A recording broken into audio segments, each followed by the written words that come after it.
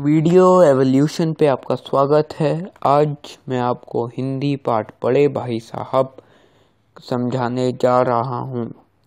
बड़े भाई साहब यह प्रेमचंद द्वारा लिखी गई एक कहानी है जो यह कहने की कोशिश करती है कि बड़े और छोटे में एक दायरा होना आवश्यक है। यह शुरू होती है जब छोटा भाई बताता है कि उसमें और बड़े भाई में 5 साल का अंतर है। जिस उम्र में बड़े भाई ने पढ़ाई शुरू की थी उसी उम्र में छोटे भाई ने भी की थी। बड़ा भाई 14 साल का था और छोटा भाई 9 साल का। 5 साल के अंतर के बाद भी उनमें केवल 3 दर्जे का अंतर था, मतलब 3 क्लास का अंतर था। इसका कारण यह बताया है कि वह बुनियाद मजबूत करने के लिए एक साल का काम 2 या 3 साल में करते थे। इससे लेखक का मतलब है वह फेल हो जाते थे, परंतु इस बात की पुष्टि अभी नहीं की गई है। बड़े भाई साहब की कही गई बात को छोटा भाई कानून समझता था। छोटे भाई ने व्यंग किया है कि बड़े भाई बहुत अध्ययनशील थे। बड़े भाई एकाग्रतापूर्ण नहीं पढ़ पाते थे। उनकी किताब में कभी जानवरों तो कभी 10-20 बार एक ही वाक्य तो कभी एक ही चीज़ बार बार सुंदर से लेटर्स में लिखी हुई दिखाई दे जाती थी। एक बार छोटे भाई ने बड़े भाई की किताब में कुछ ऐसे शब्द देखे जिनका कोई अर्थ ना था।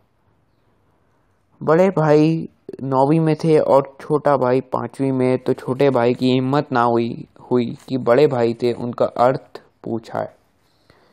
छोटे भाई को पढ़ना बिल्कुल पसंद नहीं था। मौका मिलते ही वह हॉस्टल छोड़कर मैदान में खेलने लगता। जब वह खेल कर वापस लौटता तो बड़े भाई गुस्से से पूछते, कहाँ थे तुम? छोटा भाई संस्कारों की वजह से जुबान नहीं लड़ाता और चुपचाप अपना अपराध स्वीकार कर लेता।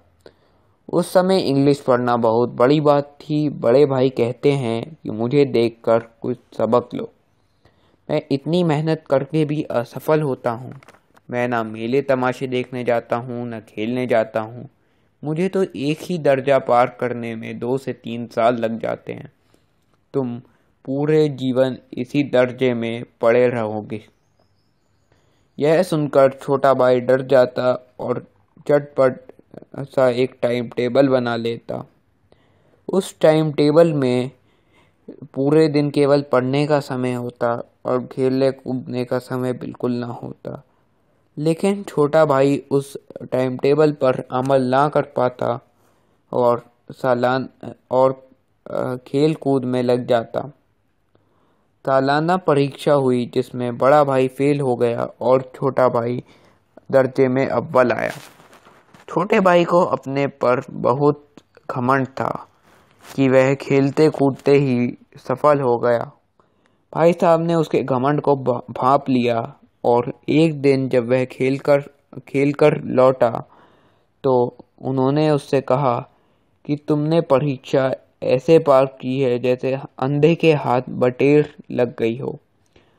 उन्होंने घमंड होने के नुकसान छोटे भाई को रावण, शैतान और शाहरुख का एग्जाम्पल देते हुए बताए।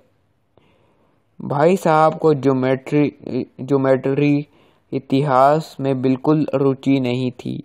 वह कहते थे कि इतने हेनरी और इतने चार्ल्स हुए हैं और उन्होंने इतने काम किए हैं कि वह याद रख पाना कठिन है। वह ज्योमेट्री में उल्टा सीधा लिखकर कहते थे कि दाल चावल खाएं या चावल दाल, एक ही बात है। उस समय की शिक्षा को भाई साहब रटंत कहते हैं और खुराफात भी कहते हैं। निबंध लिखने को आता तो उन्हें कम से कम 6 पेज भरने ही पड़ते। एक और बार सालाना परीक्षा हुई जिसमें बड़े भाई फिर से फेल हो गए और छोटा भाई दर्जे में अव्वल आया। बड़े भाई बहुत मेहनत करते थे परंतु पास ना हो पाते। छोटा भाई बड़े भाई के साथ रोने लगा और उसने सोचा मैं भी फेल हो गया होता तो बड़े भाई को इतना दुख ना होता।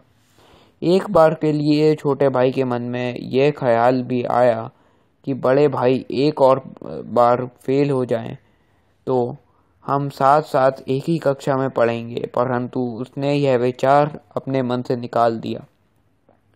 अब छोटे भाई को बड़े भाई से भय होना समाप्त हो गया। वह अपने को अधिक आज़ाद महसूस करने लगा था। उसमें पतंगबाजी का भी शौक उत्पन्न हुआ, परंतु यह सब वह बड़े भाई से छिपकर करता था। उसकी नज़र में बड़े भाई के लिए इज्जत कम हो गई थी। यह एक बार पतंग लूटते समय वह भाग रहा था, जब बड़े भाई से वह टकरा गया। बड़े भाई मार्केट से लौट रहे थे। बड़े भाई नाराज़ होते हैं और कहते हैं कि पढ़ाई पर ध्यान दो। पहले की बात अलग थी, जब कम पढ़े लिखे लोग भी बड़े पदों पर चले जाते थे। अब ज़्यादा पढ़ना पड़ता है। वह ये भी कहते हैं कि चाहे दर्जे में तुम मुझसे कितने ही आके निकल जाओ, परंतु 5 साल का अंतर हम दोनों में है, जो तुम तो क्या खुदा भी नहीं मिटा सकता।